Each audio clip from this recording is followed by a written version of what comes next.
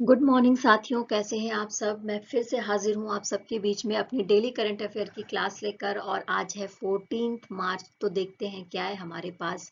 और सबसे पहले हम अपनी क्लास स्टार्ट करेंगे सुबह के सुविचार के साथ में।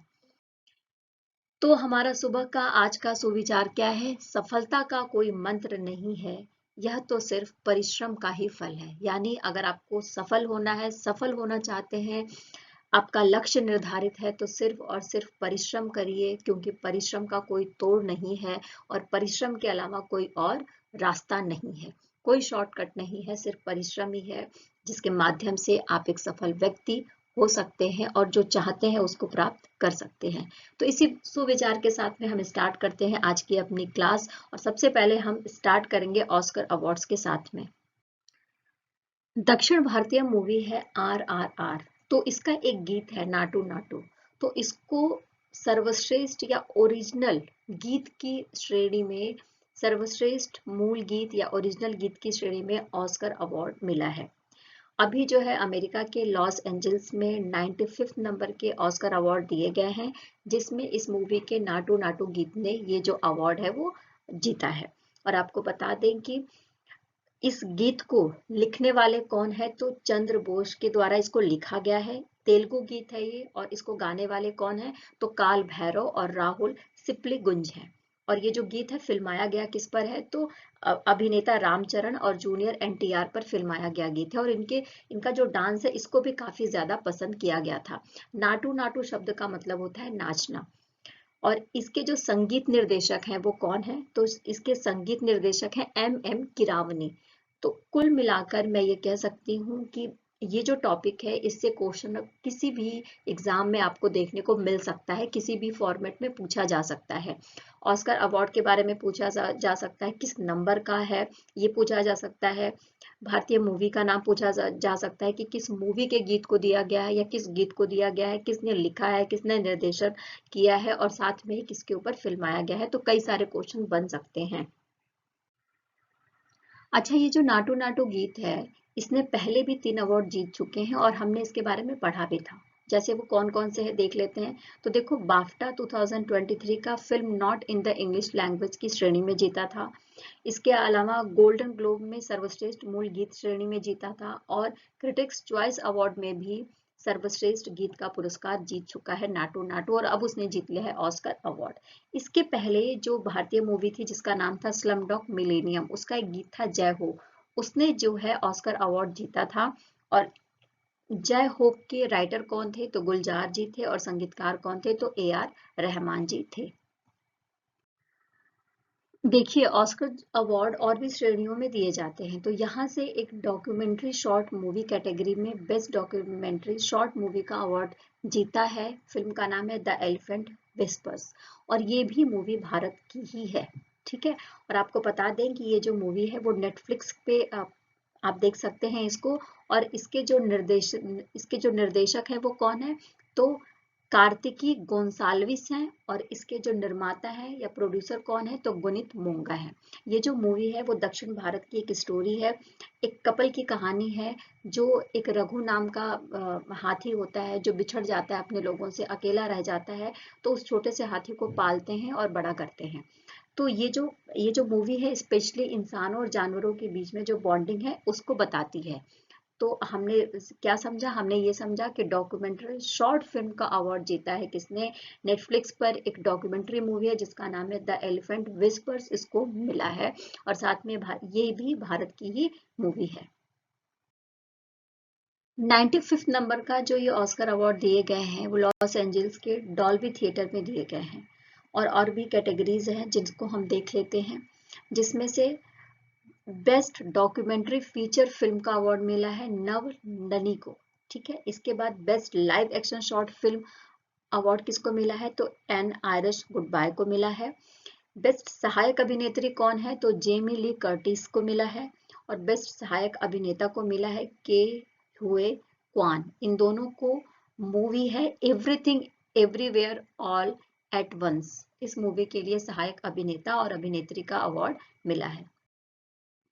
इसके बाद जो सबसे इम्पोर्टेंट है वो देख लेते हैं। तो देखो, जो बेस्ट पिक्चर का अवार्ड किसको मिला है? तो बेस्ट पिक्चर का वो अवार्ड जो मिला है Everything Everywhere All at Once के लिए।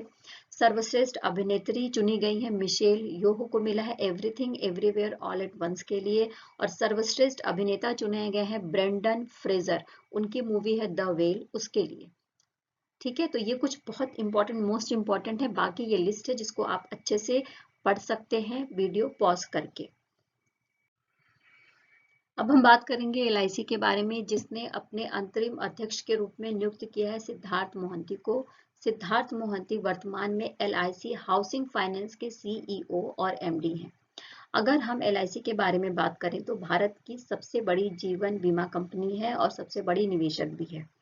साथ में ही भारत सरकार के स्वामित्व में आती है और इसका मुख्यालय आपको मुंबई में मिलेगा। और इसकी जो स्थापना हुई थी वो 1 सितंबर 1956 को हुई थी। अब हम टेक महिंद्रा के बारे में बात करेंगे। टेक महिंद्रा ने अपने एमडी और सीईओ के रूप में नामित किया है मोहित जोशी को। मोहित जोशी कौन है? तो मोहित जोशी इन्फोसिस के पूर्व अध्यक्ष रह चुके हैं और इन्फोसिस का जो सॉफ्टवेयर डिवीजन है उसकी देखरेख का काम इनके द्वारा किया जाता है। टेक महिंद्रा के बारे में अगर मैं बात करूं तो टेक महिंद्रा की स्थापना 1986 को हुई थी। वर्तमान में इसके अध्यक्ष कौन है? तो टी.एन. मनोहरन जी हैं। और दुनिया भर में ये दूरसंचार के क्षेत्र के लिए सूचना प्रौद्योगिकी यानी आईटी सेवाओं के लिए उसके समाधान के रूप में प्रदान करने वाली कंपनी है। अब हम बात करेंगे अमेरिकी राष्ट्रपति जो बाइडेन के बारे में। तो जो बाइडेन ने क्या किया है, एक सलाहकार समिति बनाई गई है अमेरिका में जिसका नाम है व्यापार नीति और वार्ता पर सलाहकार समिति। तो इस सलाहकार समिति में 2 भारतीय अमेरिकी नागरिकों को भी नियुक्त किया गया है। ये हमारे लिए इम्पोर्टेंट हो जाता है और देखते हैं उनके नाम क्या है। तो देखिए, फ्लेक्स की सीईओ हैं रेवती अद्वैती और प्राकृतिक संसाधन रक्षा परिषद के सीईओ हैं मनीष बापना। इनको जो है समिति का सदस्य के रूप में नियुक्त किया गया है। 14 लोगों की एक समिति है और जिसमें ये दोनों भी शामिल हैं। नेक्स्ट बात करेंगे ली कियांग के बारे में। देखो, चाइना के नए प्रधानमंत्री नियुक्त हुए हैं ली कियांग। और ये किसकी जगह लेंगे? तो ली के कियांग की जगह लेंगे। कंफ्यूज नहीं होना है, ली कियांग वर्तमान प्रधानमंत्री हैं और ये जो जगह लेंगे वो किसकी लेंगे? तो ली के कियांग की जगह लेंगे। और ऐसी घोषणा करी गई है चीनी संसद के द्वारा। ठीक है, प्रीमियर या प्रधानमंत्री के रूप में नियुक्त किया गया है 11 मार्च 2023 को। और चीन के बारे में अगर हम बात करें तो जब आप एशिया का मैप देखते हैं, एशिया महाद्वीप का मैप देखते हैं तो उसमें चीन की जो ज्योग्राफिकल कंडीशन है वो दक्षिण पूर्व में आपको मिल जाएगी। साथ में ही चीन की जो राजधानी है वो बीजिंग है और यहाँ पर जो धर्म है वो क्या है? बौद्ध धर्म है। क्षेत्रफल की दृष्टि से दुनिया का तीसरा सबसे बड़ा देश है ये। और साथ में यहाँ के राष्ट्रपति हैं जिनके बारे में हम सब अच्छे से जानते हैं, इनकी पिक्चर भी आप देख सकते हैं, राष्ट्रपति शी जिनपिंग। यहाँ की राष्ट्रभाषा क्या है? मंदारिन है। और यहाँ पर मुद्रा रनमिनबी यूज करी जाती है। 14 और 15 मार्च को नई दिल्ली के विज्ञान भवन में एक अंतर्राष्ट्रीय सम्मेलन आयोजित किया जा रहा है साझा बौद्ध विरासत के नाम से। और इसका ये जो कॉन्फ्रेंस है इसका नाम है एससीओ कॉन्फ्रेंस। एससीओ का फुल फॉर्म क्या होता है? शंघाई सहयोग संगठन। ठीक है, तो शंघाई सहयोग संगठन के जो देश हैं उनके साथ में भारत के जो भी संबंध है, सांस्कृतिक या सभ्यतागत जो जुड़ाव है, उसको एक मंच प्रदान करने के लिए ये वार्ता करी जा रही है। इसमें मध्य एशियाई, पूर्वी एशियाई, दक्षिणी एशियाई और अरब देशों का एक साझा मंच है जो स्पेशली मध्य एशिया के जो संग्रहालय हैं, बौद्ध कला है, कला शैलियां हैं, पुरातात्विक स्थल हैं और जो उनके बीच में सांस्कृतिक तालमेल है उसको बढ़ाने के लिए ऐसा किया जा रहा है। नेक्स्ट हम बात कर लेंगे पृथ्वीराज तोंडाईमन के बारे में, जो एक ट्रैप निशानेबाजी में इन्होंने कांस्य पदक जीता है। देखो, कतर का जो दोहा है, ठीक है ना, कतर के दोहा में ISSF शॉटगन विश्व कप 2023 आयोजित किया गया है और वहां पर कांस्य पदक जीता है पृथ्वीराज तोंडीमन ने। और ISSF विश्व कप में भारत का पहला पदक है ये। अगर मैं स्वर्ण पदक के बारे में बात करूं तो स्वर्ण पदक जीता है तुर्की के आगू जहान तुजून ने। और जो है ग्रेट ब्रिटेन के मैथ्यू जॉन ने रजत पदक जीता है और कांस्य पदक जीता है भारत के पृथ्वीराज तोंडाईमन ने। यहाँ से दो क्वेश्चन इंपॉर्टेंट निकल कर आएगा। सबसे पहले कि जो ISSF शॉर्ट गन विश्व कप हो रहा है वो कहाँ पर आयोजित किया गया है और भारत की तरफ से कौन सा पदक जीता गया है और किसने जीता है। ठीक है, यहाँ पर अच्छा और बात कर लेते हैं इंटरनेशनल शूटिंग स्पोर्ट्स फेडरेशन यानी ISSF के बारे में। स्पेशली ये राइफल, पिस्टल और शॉटगन के ओलंपिक शूटिंग विषयों को नियंत्रित करता है और साथ में इसकी जो स्थापना है वो 1907 में करी गई थी और इसका मुख्यालय आपको मिलेगा जर्मनी के म्यूनिख में। वर्तमान में इसके अध्यक्ष हैं व्लादिमीर लिसिन और महासचिव है विली ग्रिल। साथ में आपको ये भी मैं बता दूं कि 2022 में यूक्रेन पर रसिया ने आक्रमण किया था, युद्ध छिड़ गया है दोनों के बीच में, तो इस वजह से ही रूसी और बेलारूस के जो एथलीट हैं और उनके जो अधिकारी हैं उनको पार्टिसिपेट करने से रोक दिया गया है ISSF 2023 में। अब हम बात करेंगे नौसेना अभ्यास के बारे में जिसका नाम है लॉ पेरोस। ये एक संयुक्त अभ्यास है जो होता है Bharat, America, Japan, France, Britain और ऑस्ट्रेलिया की जो नौसेनाएं हैं उनके बीच में 13 और 14 मार्च को जो हिंद महासागर है उसमें इसको करा जा रहा है। और भारतीय नौसेना की तरफ से जो स्वदेश निर्मित guided missile frigate INS Sahyadri और फ्लीट टैंकर है INS ज्योति, उसने पार्टिसिपेट किया है।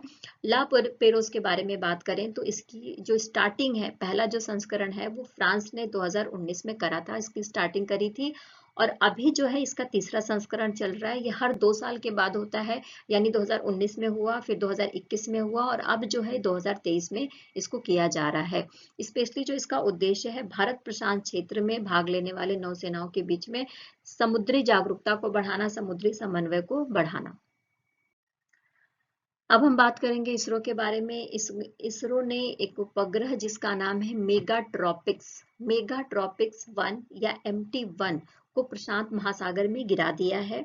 इसके लिए जो इसरो है वो अगस्त 2022 से ही प्रयास कर रहा था और अब इसको सफलता मिल गई है। जैसे ही ये उपग्रह धरती के वायुमंडल के संपर्क में आया, तेजी से जलने लगा और प्रशांत महासागर तक आते आते ये पूरी तरीके से नष्ट हो गया। पृथ्वी की निचली कक्षा पर इसको स्थापित किया गया था और ये 12 साल पुराना उपग्रह है। अब इस उपग्रह के बारे में जानकारी ले लेते हैं। देखो, ये जो मेगाट्रॉपिक सैटेलाइट है इसको जब प्रक्षेपित किया गया था तो फ्रांस की जो अंतरिक्ष एजेंसी है CNES के साथ में मिलकर इसको प्रक्षेपित किया गया था अक्टूबर 2011 में और इसको 3 साल के लिए मौसम की जानकारी के लिए इसको भेजा गया था, लेकिन इसने 10 साल से अधिक तक की सेवाएं अपनी दी हैं। तो इसरो जो है काफी दिन से प्रयासरत था इस उपग्रह को हटाने के लिए। इसरो के बारे में बात करते हैं तो इसकी स्थापना 15 अगस्त 1969 को हुई थी। भारत की राष्ट्रीय अंतरिक्ष एजेंसी है इसरो और आंध्र प्रदेश के श्रीहरिकोटा में सतीश धवन अंतरिक्ष केंद्र से अपने अंतरिक्ष रॉकेट को ये लॉन्च करता है। ठीक है, और इसका मुख्यालय हमें कहाँ मिलेगा? बेंगलुरु में मिलेगा और इसके जो अध्यक्ष हैं वो कौन है? तो S सोमनाथ है। आप देख सकते हैं कि एक टॉपिक से कितने सारे क्वेश्चन बन जाते हैं। हमें यहाँ पर मेगाट्रॉपिक सैटेलाइट के बारे में भी जानकारी हो गई, इसरो के बारे में भी जानकारी हो गई, तो कैसे भी क्वेश्चन आए, कैसे भी घुमा फिरा कर आए, हमें आंसर पता होगा। अब हम बात करेंगे सऊदी अंतरिक्ष आयोग ने विचार विमर्श किया है इसरो के साथ में new space India limited, centum electronics जैसी भारतीय अंतरिक्ष जो कंपनियां हैं उनके साथ में मिलकर काफी ज्यादा विषयों पर काफी व्यापक रूप से विचार विमर्श किया है। इसके लिए सऊदी अंतरिक्ष आयोग के CEO डॉक्टर मोहम्मद सऊद अल तमीमी के साथ में उनके नेतृत्व में एक उच्च स्तरीय प्रतिनिधि मंडल भारत की यात्रा पर था 6 से 10 मार्च के बीच में। ठीक है, तो इन्होंने काफी विषयों पर बात किया है, विचार और विमर्श किया है। सऊदी अरब अंतरिक्ष आयोग के बारे में बात करें तो इसकी स्थापना 27 दिसंबर 2018 को हुई है। इसके जो अध्यक्ष हैं वो कौन है? तो अब्दुल्लाह अल स्वाहा हैं और CEO हैं मोहम्मद बिन सऊद अल तमीमी। भारत का जो रक्षा मंत्रालय है उसने हिंदुस्तान शिपयार्ड लिमिटेड के साथ में एक समझौता करा है। किस लिए समझौता करा है देख लेते हैं। तो INS सिंधु कीर्ति पनडुब्बी है उसकी मरम्मत के लिए, और ये जो समझौता किया गया है वो 13 मार्च को किया गया है और जो इसमें लागत आएगी इसकी मरम्मत में 934 करोड़ रुपए की लागत का समझौता करा गया है। जो सिंधु कीर्ति है इसको कमीशन किया गया था 7 जून 1990 को, और साथ में ही ये एक जो है डीजल इलेक्ट्रिकल पनडुब्बी है। हिंदुस्तान शिपयार्ड लिमिटेड के बारे में बात करें तो ये जो है विशाखापट्टनम में स्थित है और देश का पहला जहाज निर्माण यार्ड है एक तरीके से। इसकी स्थापना 1941 में 21 जून को करी गई थी बालचंद्र हीरा चंद्र के द्वारा। तो यहाँ से कई सारे क्वेश्चन हम देख सकते हैं कि बन चुके हैं। सबसे पहला जो क्वेश्चन आता है कि हिंदुस्तान शिपयार्ड लिमिटेड की स्थापना किसके द्वारा करी गई थी, कब करी गई थी और ये कहाँ पर स्थित है ना। तो विशाखापट्टनम में स्थित है और देश का पहला जहाज निर्माण यार्ड है। साथ में ही हमें INS सिंधु कीर्ति पनडुब्बी के बारे में भी जानकारी मिलती है। नेक्स्ट हम बात करेंगे इंडोनेशिया का माउंट मोरापी ज्वालामुखी फट गया है। ओके, देखो जैसा हमने कल ही पढ़ा था और बहुत अच्छे से हमने आपको समझाया था कि इंडोनेशिया अपनी राजधानी को, जो इंडोनेशिया की राजधानी वर्तमान में क्या है, जकार्ता है, उसको शिफ्ट कर रहा है ब्रुनोई द्वीप पर। उसके पीछे का जो रीजन था वो बताया गया था कि जो प्राकृतिक वजह है इसके पीछे, क्योंकि कहा गया था कि जो जकार्ता है उसका लगभग 80% हिस्सा पानी में डूब जाएगा 2050 तक। तो इस बात को ध्यान में रखते हुए इंडोनेशिया के राष्ट्रपति अपनी जो राजधानी है उसको चेंज कर रहे हैं, जकार्ता से कहाँ कर रहे हैं, ब्रुनोई द्वीप पर। अब देखिए, जैसा कि हम सबको पता है कि इंडोनेशिया एक ऐसा देश है जहां पर सक्रिय ज्वालामुखियों की बहुत बड़ी संख्या हमें देखने को मिलेगी। लगभग इंडोनेशिया में हमें 130 सक्रिय ज्वालामुखी देखने को मिलेंगे। उन्हीं ज्वालामुखियों में से जो सबसे ज्यादा सक्रिय ज्वालामुखी है वो माउंट मेरापी ज्वालामुखी है। तो 12 मार्च को ये जो है फट गया है।